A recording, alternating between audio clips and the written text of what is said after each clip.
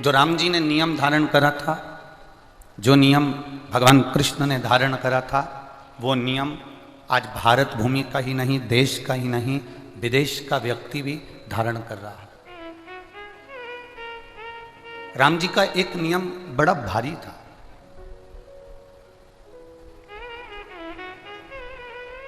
राम जी का एक नियम, कभी कभी आपने रामेश्वर धाम की अगर कथा सुनी हो कि भगवान शंकर का रामेश्वर धाम में भगवान राम जी ने शिव जी की स्थापना करी, शिव जी को प्रतिष्ठित करा। कभी आपने सुना हो, अपन कहते हैं कि समुद्र पार करना था, इसलिए राम जी ने शंकर भगवान की पूजन करी, अर्चना करी। पर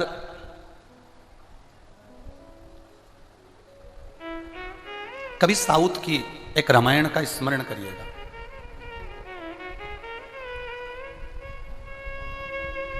और साउथ की एक रामायण में, जिसके अंतर्गत मन रामायण के अंतर्गत वर्णन किया कि राम जी का एक नियम बड़ा भारी था कि जब तक वो शंकर जी को जल नहीं चढ़ाते थे तब तक वो मुख में जल नहीं लेते थे। यह राम जी का नियम था। शिव जी को जल चढ़ाए बिना मेरे राम जी जल पीते नहीं थे। शंकर जी को जल चढ़ाए बिना मेरे राघव जी जल पीते नहीं थे। उनका जो नियम था वो बड़ा भारी था। जब समुद्र के किनारे पहुंच गए, समुद्र के तट पर पहुंच गए, तब राम जी को प्यास लगी तो राम जी ने लक्ष्मण जी से कहा, लखन, ए लखन। लखन बोले, जी भैया, बहुत प्यास लग रही है, पर समुद्र के तट पर तो खारा ही खारा पानी है, और ये समुद्र के तट पर जो खारा पानी है मैं पीऊं तो पीऊं कैसे? जाओ कहीं से मीठा जल, निर्मल जल मेरे लिए लेकर आओ। लखन लाल जी गए, भगवान श्री लक्ष्मण जी शेषनाग अवतारी मेरे लखन लाल जी गए, जल लेकर आए और उन्होंने बालू रेत का शिवलिंग बनाकर उस पर जल चढ़ाया। तब मेरे राम जी ने जल को पिया, तब मेरे राम जी ने जल का आचमन करा। राम जी का एक नियम प्रबल था कि बिना जल चढ़ाए वो जल नहीं पीते थे। भगवान कृष्ण का एक नियम था, बिना जल चढ़ाए वो अपने द्वारका के सिंहासन पर नहीं बैठते थे। राजा विक्रमादित्य का एक नियम था, वो भगवान शंकर को जल चढ़ाए बिना अपने 32 सिंहासन पर नहीं बैठते थे। और राजा भोज का नियम था कि वो भगवान को जल चढ़ाए बिना अपनी सत्ता को ठीक तरह से एक निर्णायक के रूप में, जब तक वो जल ना चढ़ाते थे तब तक निर्णय नहीं दिया करते थे। ऐसा जब तक जल ना चढ़ाया राम जी ने तब तक जल नहीं पिया। भगवान कृष्ण ने जब तक जल नहीं चढ़ाया तब तक द्वारका के सिंहासन पर बैठते नहीं थे। रुक्मणी जी ने पूछा, आज आप सिंहासन पर नहीं बैठे? भगवान कहते थे कि मेरा जल चढ़ाना रह गया है, मैं जल चढ़ाऊंगा, सिंहासन पर बैठूंगा। एक बार भगवान कृष्ण ने रुक्मणी जी से पूछ लिया था, सीता जी ने राम जी से पूछ लिया था कि तुम बिना जल के पानी नहीं पीते, तुम बिना जल के सिंहासन पर नहीं बैठते। विक्रमादित्य जी से भी पूछा गया कि आप बिना जल के अपने 32 सिंहासन पर नहीं बैठते, आखिर कारण क्या है? तो राम जी ने कहा कि जल चढ़ाकर जल पीता हूं, उससे मेरी इंद्रियां प्रबल होती हैं। और भगवान कृष्ण कहते हैं जल चढ़ाकर सिंहासन पर इसलिए बैठता हूं क्योंकि मुझसे कोई निर्णय गलत ना हो जाए और पूरे राष्ट्र का उत्थान हो जाए, इसलिए मैं सिंहासन पर जल चढ़ाकर बैठता हूं। इससे जल की मूलता बड़ी है, इस जल की बड़ी प्रबलता है। आप अगर रोज भगवान शिव को जल चढ़ाने के लिए जा रहे हैं, भगवान शंकर के मंदिर में पहुंचकर जल समर्पित कर रहे हैं, तो उसमें आपको प्रसन्नता होना चाहिए कि मेरा निर्णय अब मेरे महादेव करते हैं, मेरी बुद्धि अब मेरे महादेव संभालते हैं, मेरा चित्त मेरे महादेव संभालते हैं। विनाश काले विपरीत बुद्धि। अब एक बात, ये एक बार ये कथा पहले कह चुके हैं, तो वहां पर किसी ने प्रश्न लिखकर भेज दिया था पत्र पर कि रावण भी तो शंकर भगवान को जल चढ़ाता था, फिर उसकी बुद्धि विपरीत कैसे हो गई? ये प्रश्न आपके भीतर भी जागृत होना चाहिए। किसी और वाला गुरु जी जब देखो, जब जल की महत्वता करते हैं कि जल राम जी ने चढ़ाया, जल कृष्ण जी ने चढ़ाया, जल विक्रमादित्य जी ने चढ़ाया, राजा भोज ने चढ़ाया, जल सबने चढ़ाया, भगवान नारायण ने चढ़ाया, माँ लक्ष्मी जी ने चढ़ाया, ब्रह्मा जी ने चढ़ाया, माता पार्वती ने जल चढ़ाया, तो ये एक प्रसंग आता है कि फिर रावण भी तो जल चढ़ाता था, उसकी बुद्धि विपरीत कैसे हो गई? उसकी बुद्धि कैसी विपरीत था? और अपन कहते भी हैं विनाश काले विपरीत बुद्धि। विनाश का जब समय होता है तो बुद्धि विपरीत हो जाती है। ये अपन कह रहे हैं, अपन बोलते हैं कि विनाश काले विपरीत। तो रावण क्या जल नहीं चढ़ाता था? रावण क्या जल समर्पित नहीं करता था? दो तरह का जल चढ़ाना होता है, बहुत ध्यान से सुनना। एक जल चढ़ाना वो होता है जो आप रोज भगवान के मंदिर में जा रहे हो, जल समर्पित कर रहे हो। और दूसरा जल चढ़ाना वो होता है कि चार माताएं जब जल चढ़ाने जाती हैं तब अपना मन कर जाता है कि जल चढ़ा दो। चार लोग जा रही हैं तो अपने भी चल चलो, या कोई बीमार पड़ गया, कोई दुखी हो गया, कोई कष्ट में आ गया तो मंदिर याद आ गया। जल चढ़ाना या फिर कुछ कामना हमारे भीतर है तो हमने जल चढ़ा दिया, कामना पूरी हो गई, जल चढ़ाना बंद कर दिया, हमारा कार्य पूरा हो गया और जल चढ़ाना हमने बंद कर दिया। बस रावण इसी सोच का था। जब उसको वर चाहिए था, जब उसको बहुत कुछ प्राप्त करना था, जब उसको बहुत कुछ चाहिए था, तब रावण जल चढ़ाने का काम करता था, तब रावण भगवान की आराधना करता था। और जब रावण के पास में बहुत सारी विद्याएं एकत्रित हो गई, जब रावण के पास में बहुत सारा बल एकत्रित हो गया, जब रावण के पास में बहुत सारी विद्याएं एकत्रित हो गई, तब रावण जल चढ़ाना बंद कर देता था। फिर रावण को किसी ने अक्ल दी, फिर रावण को किसी ने बुद्धि दी कि वो इंद्र तो तुम्हारी सभा में आया ही नहीं, तब फिर जल चढ़ाना प्रारंभ कर दिया कि इंद्र मेरे अधीन हो जाए। फिर जल चढ़ाया, अग्निदेव मेरे अधीन हो जाए, वायुदेव मेरे अधीन हो जाए, ये जल नारायण मेरे अधीन हो जाए, ये देवता मेरे अधीन हो जाए, सारे ग्रह मेरे अधीन हो जाए। भगवान जल चढ़ाते हैं और भगवान शंकर से वर प्राप्त करते करते सबको अपने अधीन कर लेते हैं। तब अब रावण ने कई बार जल चढ़ाना बंद भी किया।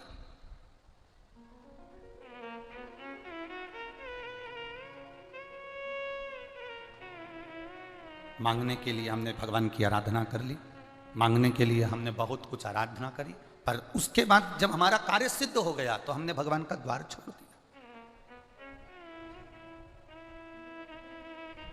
हमें रावण जैसी बुद्धि नहीं लाना है, हमें रावण जैसी विद्या नहीं चाहिए, हमें तो भगवान राम जैसी विद्या चाहिए, हमें भगवान कृष्ण जैसा बल चाहिए, हमें भगवान विक्रमादित्य जैसी बुद्धि चाहिए, हमें राजा भोज जैसी बुद्धि चाहिए, हमें रामकृष्ण परमहंस जैसी, नामदेव जी जैसी, तुकाराम जी जैसी, मीराबाई जैसी, नरसिंह मेहता जैसी, तुकाराम जी जैसी ऐसी बुद्धि हमारे भीतर चाहिए। हमें वो बुद्धि नहीं कि थोड़े दिन तक वो कार्य करा, थोड़े दिन के बाद में हमने बंद कर दिया। 3 महीने हम मंदिर गए, 3 महीने के बाद हमने बंद कर दिया। 4 महीने हम मंदिर गए, 4 महीने के बाद हमने बंद कर दिया। ऐसी विवेकता, ऐसी बुद्धि, ऐसा चित्त हमको नहीं चाहिए।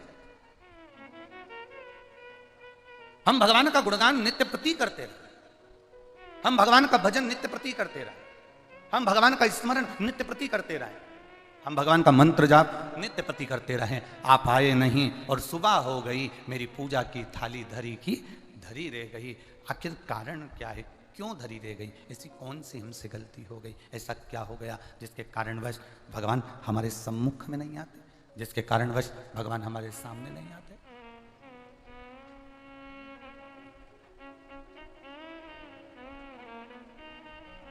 शंभू शरने पड़ी मांगूं घड़ी रे, दुख काटो दया करीने दर्शन ओ। शंभु शरने मांगूं घड़ी रे, दुख काटो दया करीने दर्शन। हम नित्य प्रति भगवान के दरवाजे जाएं, हम नित्य प्रति भगवान की चौखट पर जाएं, हम नित्य प्रति भगवान के द्वार पर पहुँचें, हम नित्य प्रति भगवान की शरणागति में पहुँचें तो हमारी जीवन की एक आनंदता है। थोड़े दिन पूजा बंद कर दिया, थोड़े दिन जल चढ़ाया बंद कर दिया, दुख आया बंद कर दिया, तकलीफ आई बंद कर दिया, बीमारी हो गई, कष्ट आ गया, मंदिर भी गए, जल भी चढ़ाया तो भी बीमारी नहीं मिट रही, बहुत पूजा अर्चना कर ली तो भी बीमारी नहीं मिट रही, बहुत आराधना कर ली तो भी बीमारी नहीं मिट रही। ये मत सोचना कि भगवान ने तुम्हारे लिए दुख दे रखा है, ना ना, थोड़ा हमारे पूर्व जन्म का भी कर्म हमको भोगना पड़ता है इस मृत्यु लोक में आकर। कल सोमनी की कथा सुनी थी ना आपने?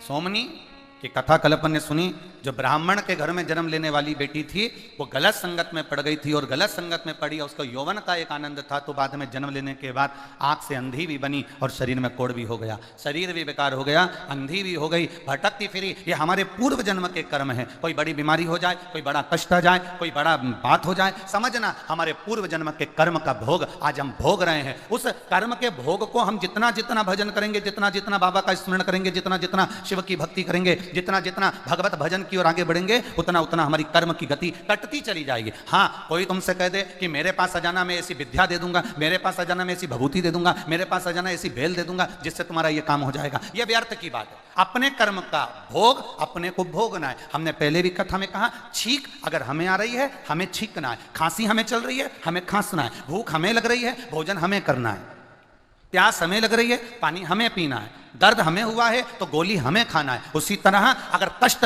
हमको है तो भगवान का भजन भी हमें करना है जिससे यह कष्ट मिट जाए। उस प्रभु का नाम हमको जपना है जिससे हमारे जीवन का यह कष्ट, हमारे जीवन की यह तकलीफें, हमारे जीवन का यह दर्द हमारा स्वयं का समाप्त हो जाए। यह हमको करना, हमारे लिए।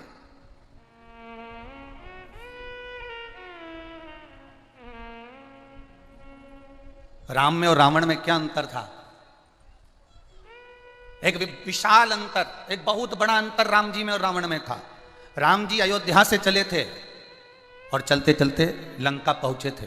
जितनी जगह से राम जी निकल कर गए थे, आपकी अयोध्या में तो राम जी का पथगमन, राम पथगमन बना है और बड़ा सुंदर राम पथगमन बन रहा है। जहाँ से राम जी चल कर गए, ज़्यादा से ज़्यादा राम जी सबसे ज़्यादा चले हैं तो छत्तीसगढ़ की धरा पर चले हैं, इसलिए आपको बहुत बहुत साधुवाद।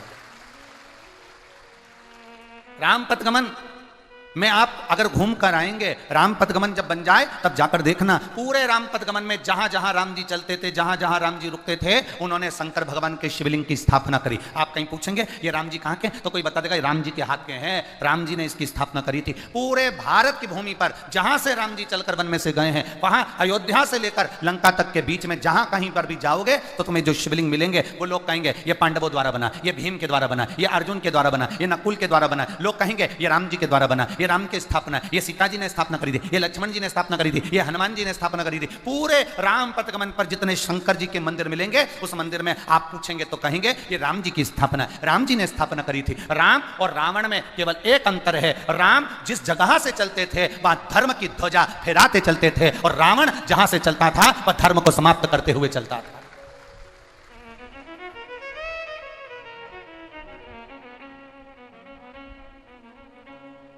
क्या करा राम जी ने? यज्ञ करवाया। राम जी ने क्या करा? यज्ञ अनुष्ठान करवाया। रावण ने क्या करा? कोई यज्ञ कर रहा था तो उसमें रक्त का मटका डाल दिया।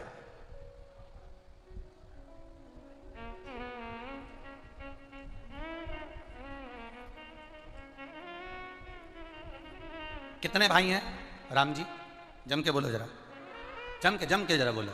4 भाई। राम जी का नियम है जल चढ़ाए बिना जल नहीं पीते, ठीक है।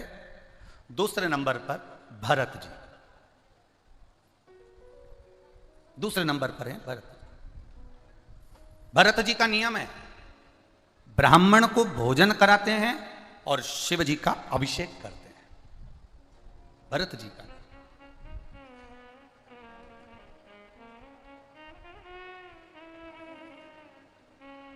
ये भरत जी का नियम। राम जी का नियम है जल चढ़ाएंगे तब जल पिएंगे, और भरत जी का नियम है ब्राह्मण को भोजन कराना, संत को भोजन कराना, गुरुजन को भोजन कराना।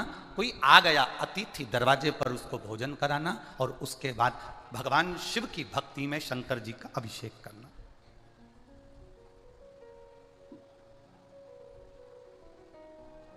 तो वो कहते हैं ना, रामचरितमानस अयोध्या कांड की एक चौपाई, बड़ा सुंदर भाव उसमें वर्णन किया गया, बड़ा सुंदर।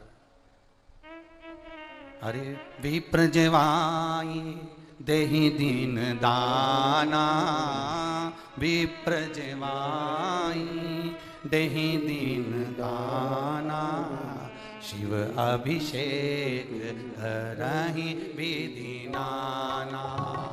विप्र जेवाई सब बोलिए। ना बोलते बने तो ताली से बार। विप्र जवाई दही दीन दाना, विप्र जवाई दही दीन दाना, ओ विप्र जवाई दही दीन दाना, विप्र जवाई दही दीन दाना, शिव अभिषेक करहि विधिना, शिव अभिषेक करहि विधिना। भगवान श्री भरत जी महाराज, भरत जी भाव के साथ में भोजन करा रहे हैं। भरत जी भाव के साथ में आनंद से अभिषेक कर रहे हैं। भरत जी भाव के साथ में अभिषेक कर कर फिर संत साधु गुरुजन को भोजन पवा रहे हैं। भोजन पवा रहे। मंगल भवनया मंगल हारी, मंगल भवन मंगल हारी, प्रभु सुदर्शन अजय बिहारी, ओ मंगल भवनया मंगल हारी, प्रभु सुदर्शन। भरत जी का नियम बड़ा प्रबल है। भरत जी उस नियम को निभा रहे हैं। अभिषेक रोज कर रहे हैं प्रतिदिन, और प्रतिदिन अभिषेक के साथ में ब्राह्मण का भोजन है। प्रतिदिन अभिषेक के साथ में संत भोज भी। बिना अभिषेक के भरत जी एक दिन भी नहीं रह पाते। राम जी का नियम है जल चढ़ाकर जल पीना, भरत जी का नियम है विप्र जवाई दही दीन दाना, विप्र जवाई दही दीन दाना, शिव अभिषेक करहि विधिना, शिव अभिषेक करहि विधिना, शिव अभिषेक करहि विधिना। कई बार माँ जानकी जी राघव जी से पूछती रही हैं, कई बार माँ जानकी जी माता सीता जी राम जी से पूछती रही कि आप सवेरे जब अभिषेक करने के लिए बैठते हो, सवेरे आप जब जल चढ़ाने के लिए बैठते हो राघव जी, उस समय आपकी आंखों में जल क्यों भराता? आपके नेत्रों से जल क्यों झलक रहा होता है? पूजन करते समय किसी के नेत्रों में जल आता है क्या? यहां कई माताएं बैठी हैं, कई भाई बैठे हैं, कई बच्चे बैठे हैं, कई बेटे बैठे हैं, कई बेटियां बैठी हैं। कई बार मंदिर में जाते ही, कई बार शिव पुराण सुनते ही, कई बार भगवान की पशुपति व्रत करते ही, कई बार शंकर जी को जल चढ़ाते समय आपकी भी आंखों में जल आ जाता है। कभी कभी अचानक कोई कारण नहीं है रोने का, फिर भी आंख में जल।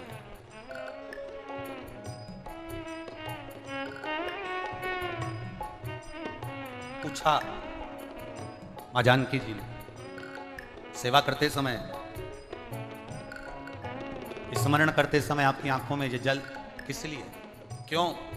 राम जी ने कहा जानकी जैसे मेरा नियम है, जैसे मेरा नियम है जल चढ़ाकर जल पीने का, ऐसे मेरे भाई का नियम है भरत का। अभिषेक करता है, ब्राह्मण भोजन कराता है, संत का भोजन कराता है। जब तक किसी को भोजन ना करा देता तब तक वो कुछ लेता नहीं। मैं जल चढ़ाए बिना जल नहीं पीता, वो अभिषेक के बाद ब्राह्मण संत सदगुरु को भोजन कराए बगैर भोजन नहीं करता, कंदमूल फल नहीं खाता। तो आप रो क्यों रहे? आपकी आंखों में जल क्यों है? आपके नेत्रों में जल क्यों है? कई माताएं पूछती है, कई बार हमारी भी आंखों में जल आ जाता है गुरुजी। कई बार हम कथा सुनते सुनते रो लेते हैं गुरुजी। कई बार टीवी पर कथा सुनते सुनते हमारी आंख में आंसू आ जाता है गुरुजी। कभी मंदिर में अभिषेक करते करते आंसू आ जाते हैं, कभी जल चढ़ाते समय आंसू आ जाते हैं, कभी कभी पशुपति व्रत करते हुए आंसू आ जाते हैं गुरुजी। कारण क्या है? उसका एक कारण है, जरूर आपके पूर्वज, आपके पितर, आपको, आपके कुल देवता, आपके पितर, आपके पूर्वज, आपके गए हुए जीव आपको याद करते हैं और कहते हैं मेरे घर की बहू जल देकर हमको तार रही है, इसलिए यह कृपा हो रही। ये कृपा अपने आप, ये अपने आप। जानकी जी ने कहा राघव जी से, स्वामी आप जिन शंकर की पूजन कर रहे हो ना, उनको कहते हैं शंकर। शंकर का मतलब होता है सारा सुख देने वाला, सर्व सुख प्रदान करने वाला। काशी में उसको विश्वनाथ कहते हैं। विश्वनाथ का मतलब होता है दुनिया में कोई अनाथ नहीं है, क्योंकि बेटा हमारा विश्वनाथ है। तो आप चिंता मत करो, चिंता करेंगे विश्वनाथ। पेट भरने की जवाबदारी उनकी है, क्यों टेंशन लेना, छोड़ो उन पर। थोड़ी देर बाद राम जी मुस्कुराते हुए दिखते हैं। क्यों? अब भरत ने अभिषेक कर कर एक संत को भोजन करा दिया, अब मुझे तृप्ति हो गई, अब मुझे आनंद हो। ये नियम है, ये साधारण नियम नहीं। आप भी एक नियम लेकर बैठो कि मैं जल चढ़ाने रोज जाऊंगी। एक नियम लेकर बैठो कि एक चावल का दाना देवादिदेव महादेव को जरूर चढ़ाऊंगी। एक नियम बना लो कि मैं एक बेलपत्र अगर नहीं होगी तो मंदिर की उठाकर मंदिर में ही चढ़ा दूंगी। एक नियम बना लो कि मैं रोज शंकर जी के मंदिर में झाड़ू लगाऊंगी। एक नियम बनाती हूं मैं शंकर जी के मंदिर में सफाई करूंगी। एक नियम बनाती हूं मंदिर में ज्यादा दिए रखे होंगे उनको उठाकर एक कोने में ले जाकर रखूंगी। एक नियम बनाती हूं कि मंदिर में कहीं जाला लग रहा होगा तो उस मंदिर के जालों को समाप्त कर दूंगी, तो मेरी जिंदगी का जंजाल भी समाप्त हो जाएगा। एक नियम जो भरत जी भी बना लिए। विप्र जिवाय दहि दीन दाना, विप्र जिवाय दहि दीन दाना, शिव अभिषेक दहि दीना, शिव अभिषेक दहि दीना। मंगल भवन मंगलहारी, मंगल भवन मंगलहारी, प्रभु सुदर्शन अजर बिहारी, सुदर्शन अजर बिहारी, प्रभु सुदर्शन अजर बिहारी, प्रभु सुदर्शन अजर। अपने जीवन का एक संकल्प, एक नियम, एक व्रत अपनी जिंदगी में धारण कर लो। धारण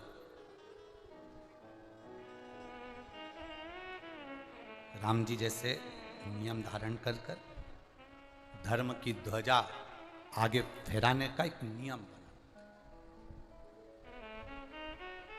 एक आपके क्षेत्र के अंतर्गत ये बालोद जिला है ना, बालोद जिला के अंतर्गत आसपास का जो क्षेत्र है, इन क्षेत्रों में एक बड़ी विडंबना सी है।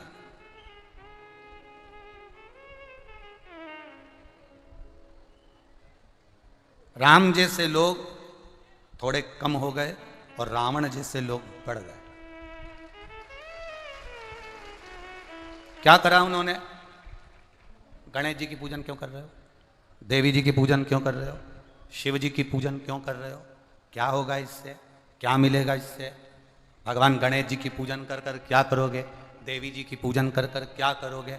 आने वाले समय में ये तुमसे कहेंगे तुम्हारे बाप को भोजन देकर भी क्या करोगे? आने वाले समय में बड़ी विडंबना रहेगी।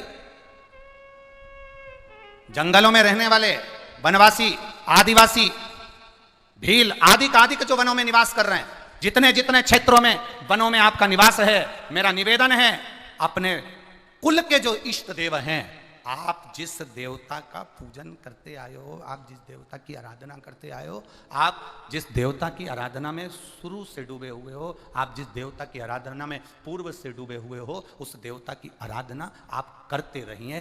क्यों? दुनिया के लोगों का काम है आपको धर्म से हटाकर अधर्म की ओर ले जाना, पर भगवान आपका हाथ पकड़कर आपकी जिंदगी को सार्थक कर देता है, आपके जीवन का कल्याण कर देता है, आपके जीवन की सार्थकता सिद्ध कर देता है। आप श्रेष्ठ कर्म की ओर आगे बढ़ो, अच्छे कर्म की ओर आगे बढ़ो। हम हमेशा कहते हैं धर्म की, जम के बोले जरा, धर्म की, अधर्म का, प्राणियों में, विश्व का। ठीक है, बस ठीक। तुम्हारे बोलने से हो जाएगा? फिर करना क्या पड़ेगा? फिर से बोल लो, धर्म की अधर्म का, प्राणियों में विश्व का। हाउरी जी बालोद वाली,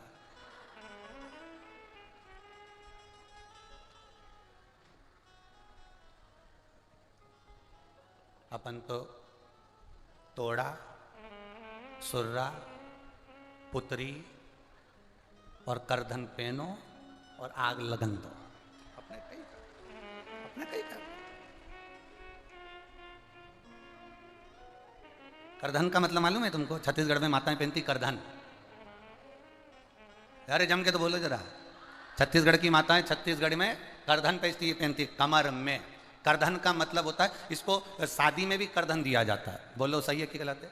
और करधन उसको कहा जाता पहनो। करधन का मतलब होता है कमर कस के रखो। कभी भी युद्ध के मैदान में और कभी भी इन विषम परिस्थितियों में तुम्हें लड़ना पड़ सकता है, वो कमर कसी होना चाहिए। एक होता है तोड़ा, मुंडा तोड़ा नहीं। तोड़ा कहां पहनते हो? जम के बोलो जरा। पांव के अंदर तोड़ा, ऐसा मोटा सा, बड़े आनंद के साथ में वो मोटा एक कड़ी जैसा होता है तोड़ा, जो छत्तीसगढ़ की माताएं अपने पांव में पहनती है। उसका मतलब ये होता है, तोड़ा एक बार अगर पहन लिया तो मरते तक पांव में पड़ा रहता है, वो टूटता ही नहीं है। माताएं पायल बदलने पर तोड़ा नहीं बदलाता, इतना मजबूत होता है। और जिस समय उसको जरूरत पड़ जाए कि हाँ कोई विधर्मी मेरी ओर देख रहा है, तो वही तोड़े से उसका मुंडा तोड़ देती है। सहज है।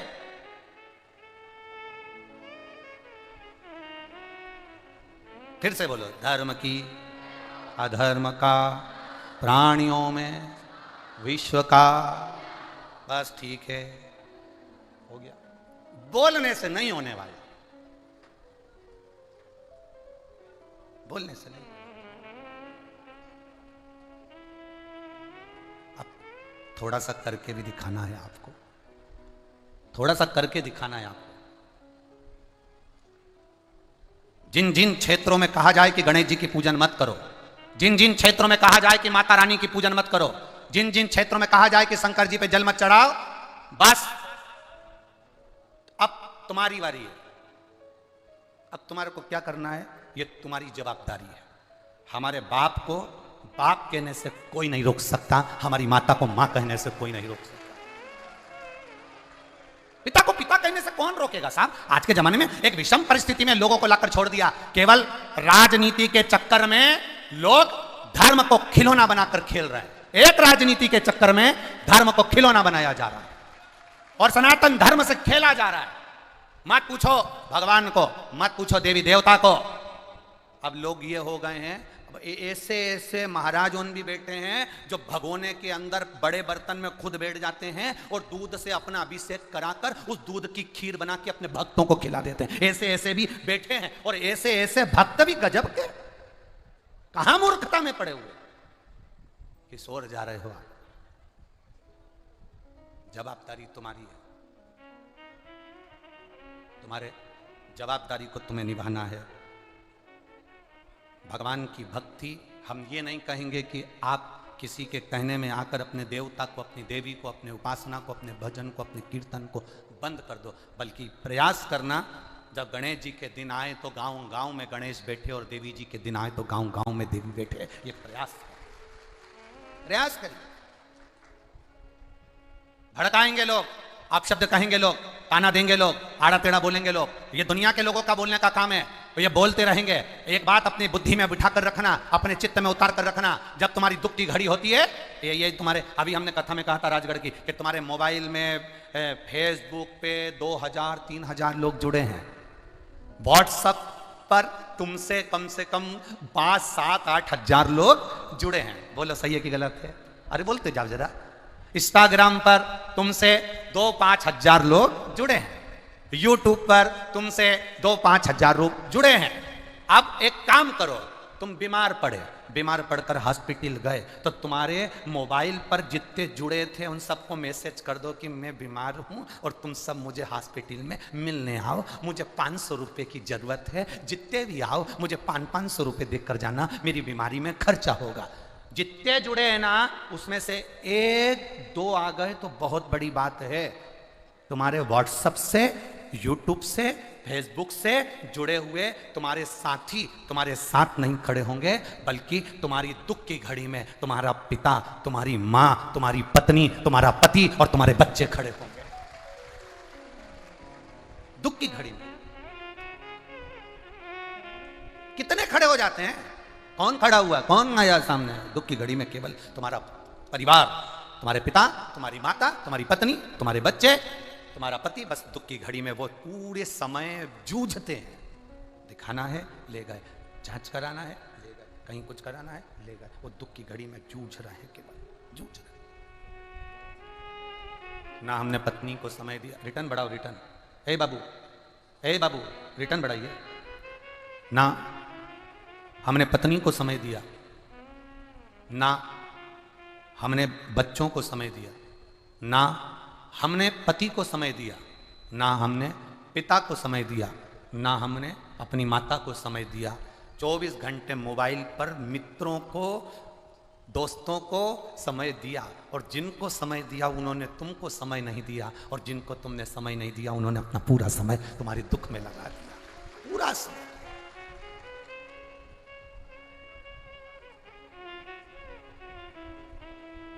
जब कोई नहीं आता मेरा बाबा आता है, मेरे दुख की घड़ी में बड़ा काम आता है। जब महाराज आपकी विषम परिस्थिति में, आपकी दुख की घड़ी में, आपकी तकलीफ की घड़ी में, आपके कष्ट की घड़ी में कोई नहीं आएगा, तब वो विश्वनाथ, मेरा भोलेनाथ, तुमने जो 1 लोटा जल समर्पित करा है, वो शंभु, वो त्रिकालदर्शी, वो कैलाशी तुम्हारे तकलीफ की घड़ी में तुम्हारे सामने खड़ा मिलेगा। बाकी का कोई आया कि नहीं आया पता नहीं। बोल बम का नारा है सारी समस्या का हल। राम जी ने नियम बनाया था जल का, भगवान कृष्ण ने नियम बनाया था जल का, विक्रमादित्य जी ने नियम बनाया था जल का, राजा भोज जी ने नियम बनाया था जल का। जल चढ़ाने में जो नियम है वो नियम मत तोड़ो। एक बार अगर पशुपति व्रत करा, नहीं फायदा मिला, दूसरी बार। एक नियम बड़ा पक्का होना चाहिए, एक नियम बड़ा प्रबल होना चाहिए।